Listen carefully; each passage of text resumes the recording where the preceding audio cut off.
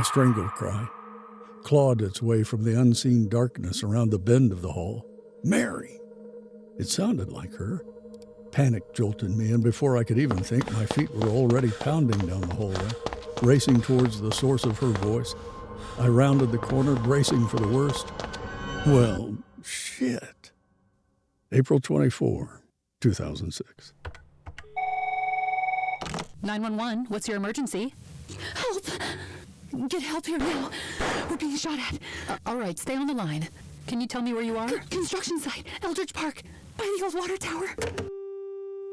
Mary, the rookie I was training in those past few weeks, a rare female one at that, and I were wrapping up our shift. Cruising back to the station, we passed that old water tower. Mary piped up, mentioning it was close to where she grew up, a detail she liked to slip into conversation. The radio crackled to life. Shooting in progress, the dispatcher rasped, the usual urgency tinged with a hint of resignation. It was at the construction site, west side of Eastridge Park, 5 miles out. Now, normally a shooting wouldn't have us scrambling for the scene. We're paramedics, not bullet catchers. Our job is to get the wounded out, not become casualties ourselves. Especially in a situation like this, where the cops haven't secured the area yet. Protocol dictates we stage and wait for the green light from PD, a luxury they sometimes forget we have the right to. Let's go, Mary said, her voice clipped. It wasn't a question, but an order, barely disguised. My mind raced. Protocol screamed at me to wait for PD to secure the scene before I should even be there. But Mary, young and idealistic, probably saw it as a chance to prove herself.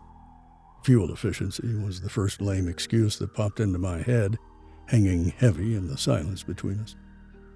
With a sigh, I reached for the ignition, the engine sputtering back to life with a reluctant groan.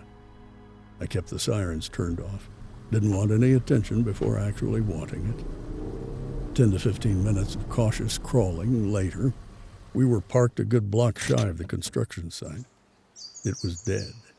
No flashing lights, no distant sirens, not a single yelp or groan. It felt wrong, like a movie set after the director yells, "Cut." Mary's voice, tight and strained, broke the silence. Maybe everyone in there neutralized each other. A nervous chuckle escaped her lips, dying quickly. My skepticism was clear in my raised eyebrow. Neutralized? That's your medical term for a gunfight now, Mary? There was no need for further discussion. Mary practically leaped out of the car, grabbing her trauma bag with practiced ease. "We can't just wait here," she exclaimed, frustration lacing her voice. Slamming the car into park, I sighed heavily. "And get ourselves shot? We stick to protocol, Mary. We wait for the police." Her jaw locked in defiance for a moment, then relaxed. Her gaze flickered towards the desolate building, the skeletal frame punctuated by the ominous silhouette of the water tower in the distance. A flicker of recognition sparked in her eyes, a memory surfacing. "What if?" she began, her voice barely audible. Before I could offer another weary, "Wait for the police," Mary was already moving. Her shoulders squared, a newfound determination etched on her face. "I know this place," she declared, a defiant glint in her eyes. "I grew up around there. We can be quicker than the cops." I watched her disappear into the shadows, a knot of apprehension tightening in my gut. That stubborn glint in her eyes, a glint I knew all too well. Part of me, the hardened paramedic, wanted to yell at her, remind her of protocol and the dangers. But another part, a more unwelcomed one, stirred with a protectiveness I couldn't explain, especially towards a rookie, a liability in a situation like this. Moments passed without sight of her. I had hoped she had sensed my disapproval, and she had realized I wasn't following her reckless lead. Sharp cracks echoed through the skeletal frame of the building, a stark contrast to the silence that had hung heavy moments before. So much for waiting for PD to secure the scene. Here I was, a block away, hoping against hope that Mary hadn't done the stupid thing and crossed the line into the sight, because I sure couldn't see her in the distance now. Just one word echoed in the emptiness of my skull, a sentiment both succinct and deeply unhelpful. Shit. Attention unit, be advised of significant traffic congestion in the area. Responding police units may encounter delays. Please hold at your current location and await further instructions. We will provide updates on the estimated time of arrival for police assistance. Great. Just what I needed. A traffic jam holding the cavalry hostage. This whole situation felt like a scenario ripped straight from Murphy's Law for paramedics. Every possible thing that could go wrong did. Despite the lead weight in my gut and the voice of reason screaming in my ear, I made a decision that would likely land me in hot water later, or worse, in a body bag. Fuming with anger, I stormed out of the ambulance. If she wanted to put herself in harm's way, that was her business. But dragging me into her mess, that was where I drew the line. With a silent curse, I bolted into action. I had no other choice. Ahead loomed the rustic hulk of an unfinished building, a skeletal silhouette against the fading light. Each step felt like wading through molasses, the weight of the trauma bag and the dread in my stomach pulling me back. Reaching the doorway, I braced myself, took a shallow breath that did nothing to calm my nerves, and plunged into the unknown. A metallic tang of stagnant decay greeted me as I ventured into the dark hallway, a chilling reminder of the dangers that awaited. The whole scene was unsettling. There weren't any obvious signs of gunfire, no bullet holes, no telltale cracks or echoes from inside the building.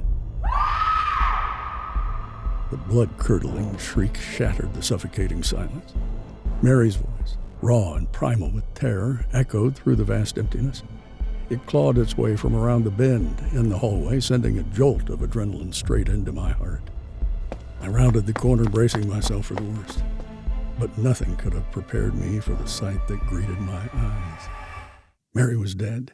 In her place, a scene of utter carnage.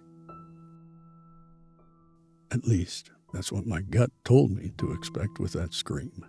A raw, primal eruption of pain. But instead, I honestly had no words for what I had run up into. Black speakers, mismatched and dusty, were haphazardly stacked on a makeshift stand. A battered cassette player sat on top, its wires snaking across the cracked concrete floor like dying vines. For a moment, I stood frozen, the tableau so incongruous with the violence I'd braced myself for that it felt like a cruel joke. My training screamed at me. This wasn't right. This wasn't Mary. A desperate cry for help. Speakers? This was something else entirely. A jolt ran through me as a young voice, barely above a whisper, snagged my attention. It came from just down the hall I'd left. "Seriously? This fast?" it muttered, laced with disbelief. "And it's not even the cops we called for." The voice grew closer, laced with a rising panic. It culminated in a shout, barely louder than a squeak. "You with the girl, right?" I whipped around, heart pounding, a frantic rhythm against my ribs. The dim hallway revealed a teenager, stockier than his age would suggest, bulky headphones, more fashion statement than actual use, hung around his neck. He gripped a metal pipe in one hand, the kind you might find in a construction zone, more of a desperate last resort than a weapon. Despite the makeshift club, his wide eyes screamed terror. "The girl? You mean Mary?" I managed, my voice a hoarse whisper. A knot of worry tightened in my stomach, tinged with a sliver of fear. "What have you done to her?" An ominous smile crept onto his lips. "You guys showed up crazy fast. Where are the cops?" His questions hammered at me. More importantly, the expectation of police implied he wasn't facing something he wanted to handle alone. His precarious composure crumbled further. He fumbled in his pocket, retrieving a small remote. Before I could react, he pressed a button. room exploded. The blood-curdling shriek, identical to the one I'd mistaken for Mary, ripped through the air as it propelled from the stack of speakers behind me. The sheer force of the sound slammed me back, sending me sprawling to the floor. It explained the headphones. He wasn't wearing them for fashion. This whole speaker setup wasn't for music. Hell, I'd even doubt there was just one of it in the building. They were using it in a different way. The high-pitched scream tore at my head, a relentless assault that triggered a dull ache blooming in the back of my skull. It intensified with each passing second, a dull throb morphing into a sharp, insistent pain, like something had struck me from behind. The world dissolved into darkness. A dull ache throbbed in my head, a persistent reminder of the ear-splitting scream. As the world swam back into focus, I was confronted with a scene straight out of a nightmare. My wrists were bound with a thin, frayed rope that bit into my skin, sending panic coursing through me as I assessed the situation. Beside me, Mary sat, bound, blindfolded and gagged, tied to a metal pillar. Her breathing was muffled and strained, but thank God she was alive. Across the room, two figures huddled together. One, the teenager I'd seen earlier, nervously fiddled with a small camera. The other, taller and lankier, held a length of pipe, like a makeshift weapon. 2 uniforms, the teenager choked out, his voice barely a tremor. He fumbled with his little camera. My gut tightened. This wasn't a crime scene. It was a clumsy setup. The lanky kid, eyes wide with panic, mewed. I can't, man. I've seen her around. She's from the same neighborhood. He gestured with a pipe, more a desperate bluff than a threat. Dread coiled in me. Kids, barely out of school, armed with delusion and a flimsy pipe. Paramedics getting caught in fake emergencies wasn't on my bingo card. Neither was hostage negotiation with teenagers playing dress-up. The larger kid, voice laced with nervous bravado, cleared his throat as he knelt to me. Look, this whole thing is Greg's initiation. Got it? He thought it'd be genius to blast speakers with fake gunshots, freak out the cops, rough one of them up, all while recording it. He's all about that tough guy act. But we didn't see medics coming. Turns out it's a blessing in disguise. A uniform is a uniform. And you're an easier target. For the love of a fake shooting? For an initiation? An initiation into what? Some kind of teenage gang? I muttered incredulously. Speakers blaring for diversion and targeting paramedics instead of actual cops. I mean, I don't mean you can attack cops, just that paramedics don't really put up much of a fight or anything, so just target someone on equal terms. The absurdity gnawed at me, but a throbbing headache kept my sarcasm in check. Sirens. That's what I craved. Sirens, and these wannabe gangsters facing the reality of their pathetic plan. Just then, the other kid, the scrawnier one, approached with a determined gait. Yeah, come on, Greg, the larger kid urged. Show him what's what. Greg, apparently the nerd, dropped the pipe with a clatter. He mumbled something about not wanting to use a weapon, opting for a few swift kicks instead. By this point, the throbbing in my head had subsided somewhat, but a wave of regret washed over me. You sure the gang wants you, kid? Aren't you a bit green for this kind of life? I rasped, the words catching in my throat. It was a stupid thing to say, a byproduct of adrenaline and searing pain. In that moment, I wished for deaf ears, if only for a second. Yet, in that fleeting instant, I thought I detected a flicker of doubt in Greg's eyes. Maybe, just maybe, there was a chance. No, not this time. That day held no dramatic twist, no Hollywood scripted ending.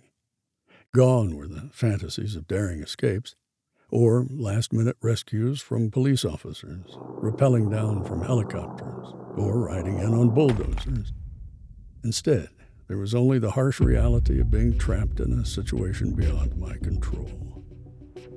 Blows rained down on me, each one sending waves of pain crashing through my body.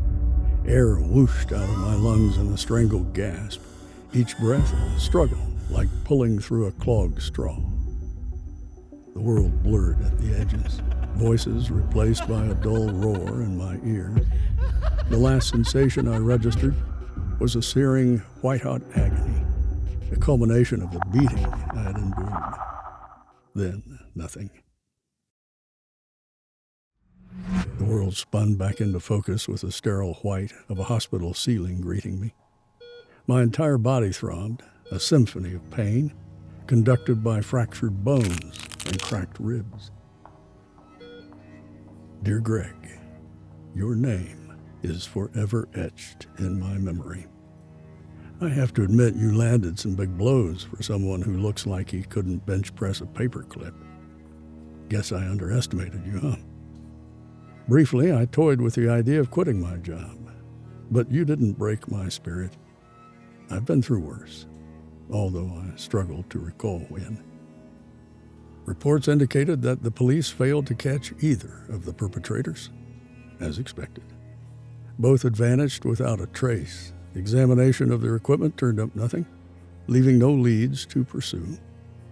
The following weeks blurred together with painkillers and physiotherapy. Mary never returned to work. I tried reaching out to her, hoping to offer comfort and reassurance that it was just one bad call, but she ignored my calls. The incident had shaken her to her core, leaving an invisible scar deeper than any physical injury. Reflecting on what went down, I can't help but wonder, was Greg even your real name? Or am I unfairly hating every Greg I've come across since then?